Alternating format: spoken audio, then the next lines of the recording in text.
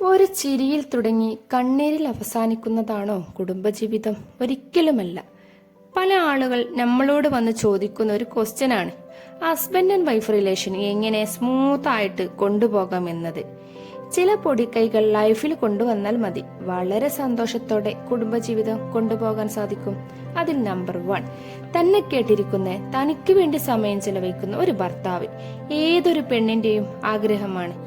ഈ കാലഘട്ടത്തിൽ ജോലി തിരക്ക് കാരണം, സോഷ്യൽ മീഡിയയുടെ അമിതമായ ഉപയോഗം കാരണം പല ഭർത്താക്കന്മാരും തന്റെ ഭാര്യയുമായി സംസാരിക്കാൻ സമയം കണ്ടെത്താതെ വരുന്നു. പല കുടുംബ പ്രശ്നങ്ങളുടെയും മൂല കാരണം ഇത് തന്നെയാണ്. തന്റെ ജീവിതത്തിലെ ബെസ്റ്റ് ഫ്രണ്ട് ആരാണെന്ന് ചോദിച്ചാൽ പലർക്കും ഉത്തരം ഉണ്ടാവില്ല.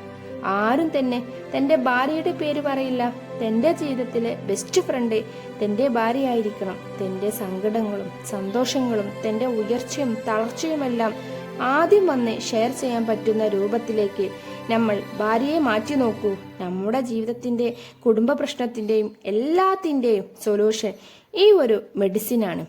അടുത്ത വീഡിയോയുമായി കാണുന്നത് വരെ ബൈ.